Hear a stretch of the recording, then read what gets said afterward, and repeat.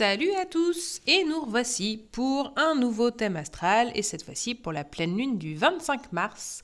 Pleine lune qui va se trouver en Balance et qui arrive après l'équinoxe de printemps du 21 mars et l'entrée dans le signe du Bélier. Après tout ce qu'on a vécu avec les nouvelles et pleine lune qui étaient en Poisson, tous ces chamboulements intérieurs, et cette fois-ci, c'est un peu mieux, mais c'est pas encore ça. Non, plus sérieusement, c'est quand même un petit peu plus fluide et on va quand même sur du mieux. Alors, la Balance est le signe qui fait face au Bélier, c'est donc son opposé complémentaire et c'est un signe d'air. Donc on est sur l'équilibre et la fluidité de la vie, je dirais, et surtout l'énergie. Cette pleine lune en Balance, elle va donc se trouver confrontée à toutes les petites planètes en face, parce qu'on a encore un joli petit stellium de planètes en Poisson. Le soleil, lui, est passé en Bélier, donc il resplendit, les beaux jours sont arrivés, alléluia. Mais très honnêtement, on n'a pas fini d'en chier.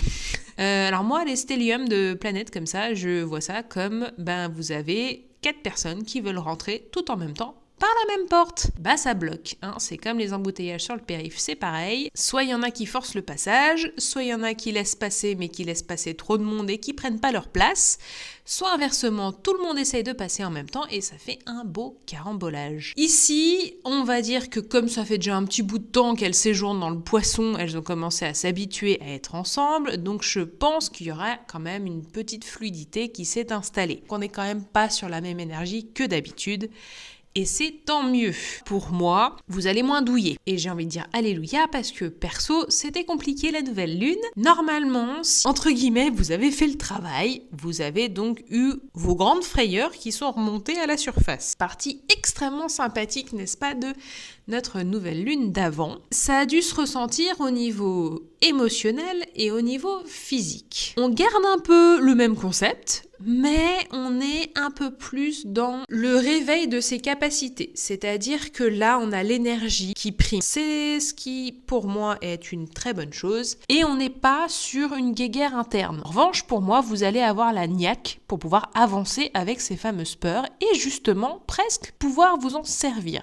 Je pense que ça va venir un petit peu plus tard dans l'année. Je vous avais parlé l'autre fois de la combinaison Jupiter et Uranus en Taureau. On l'a encore dans la pleine lune. Donc on est encore sur une intériorité qui vous permet une certaine richesse. Ce que vous allez ressentir, ce que vous allez comprendre et surtout le fait de vous retrouver un petit peu avec vous-même, ce sera extrêmement bénéfique pour vous et ça permettra surtout de construire pour la suite. Et ça c'est important parce que le Taureau est en maison 1, donc on est vraiment sur des nouveaux départs, un renouveau et qui permettra à mon avis dans la suite de l'année de voir vos projets se concrétiser, ce qui est quand même plutôt sympa. On a Pluton qui avance tout doucement en Verseau, qui va s'installer de toute façon dans le signe, donc au niveau des communications, des réseaux, des relations, ça va faire un petit peu mal, c'est-à-dire que Pluton, elle va quand même faire valdinguer tout le carcan ancien pour pouvoir faire le tri, faire de la place et mettre quelque chose de nouveau en place. Le Bélier Balance, c'est un cycle, on est quand même sur du printemps-automne, on est vraiment sur renouveau et ensuite fin de cycle avec la nature qui commence à s'éteindre. Donc là, ça vous donne une petite amorce de ça. Pour moi, Pluton, là, pour cette pleine lune, on n'a pas trop à s'en faire. Le plus gros, c'est toujours le stellium qui est en maison 11-12 dans le Poisson. On est toujours sur du transgénérationnel, on est toujours sur du familial et on est surtout toujours sur de l'émotionnel. C'est ça qui peut être très compliqué et vraiment, mes amis des signes d'eau, fighting, parce qu'effectivement, vous n'avez pas fini le travail. Donc je sais que ça peut paraître long. Attention, la Balance est connue pour être à la fois magnanime et très sèche. Les natifs de ce signe ont une parole qui vaut de l'or, mais qui peut être sanglante de temps à autre. Et leur jugement peut être hâtif. Ils ont un sens de la justice. Donc pleine lune en Balance veut dire jugement tranché, peut-être jugement un petit peu hâtif et surtout opinion très blanc ou noir. On n'a pas beaucoup de place pour le gris. On est tout bêtement sur le tri du printemps. Donc ça peut fonctionner, ça peut aider justement à mettre un petit coup de balai dans l'ancienneté. Ça peut être des routines, ça peut être des façons de faire, ça peut être des objets, ça peut aussi être des relations, ça arrive. Mais attention, attention à ne pas tout jeter, ne pas jeter le bébé avec l'eau du bain comme on dit, parce que parfois on jette un peu trop rapidement et après on regrette. Cette pleine lune, elle vous demande aussi de doser votre énergie, mais alors là, à l'inverse de la nouvelle lune pour moi, elle vous demande de foncer.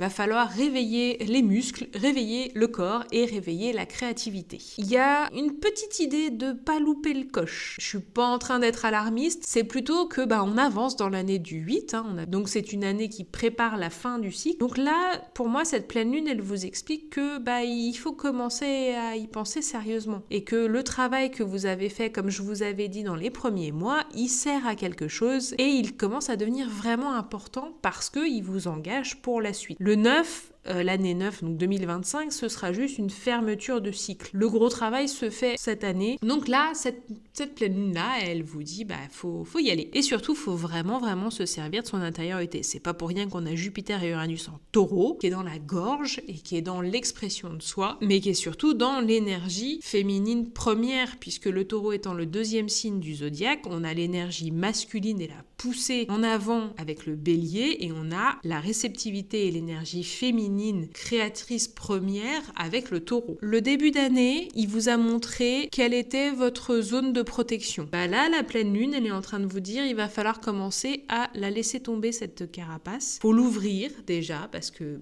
il fait chaud et qu'on va commencer à mettre des vêtements plus légers, et c'est la même chose pour la carapace de protection, pour que vous soyez de plus en plus vous-même, et que vous ayez aussi la possibilité justement de vous exprimer en tant que vous-même. Cette pleine lune, elle vous permet donc d'accoucher de ça. Elle vous permet de tout lâcher. Elle peut flouter les choses, mais la lune, elle est quand même là aussi pour nous permettre justement de voir les choses en cycle et de nous faire comprendre que rien n'est fixe. Tout bouge, tout peut recommencer et on peut se réinvestir, on peut se réinventer même chaque cycle. Finalement. On a cette pleine lune en maison 6. On a donc la balance en maison 6. C'est le cadre, mais c'est aussi le fait de se choisir soi-même. Moi, je fais toujours un rapport avec le tarot et l'arcane 6, c'est l'amoureux. Donc, c'est un monsieur, entre guillemets, qui est coincé entre deux femmes qui peuvent représenter le présent ou le futur. Pour moi, cet arcane vous montre que le seul instant qui compte, c'est l'instant présent et c'est l'instant où vous vous choisissez vous.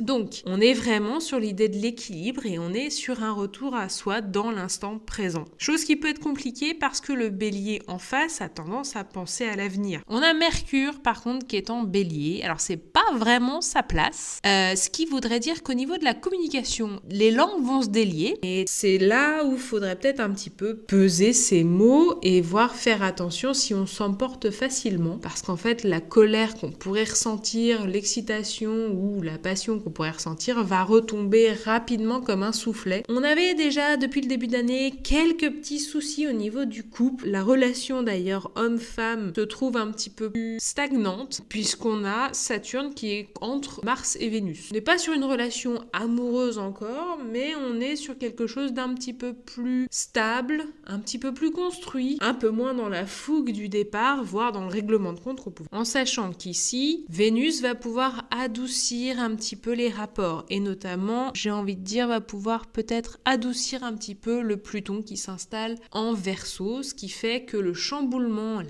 révolution littéralement que peut apporter cette planète dans un signe et surtout dans une génération va être un petit peu adouci. Encore une fois, alléluia!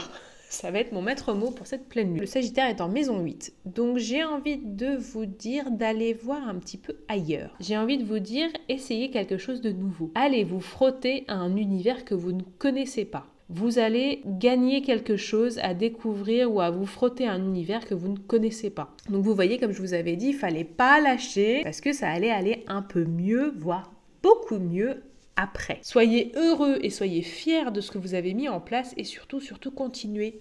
Vous êtes sur le bon chemin, allez-y. Allez, je vous dis à bientôt, bonne semaine, salut!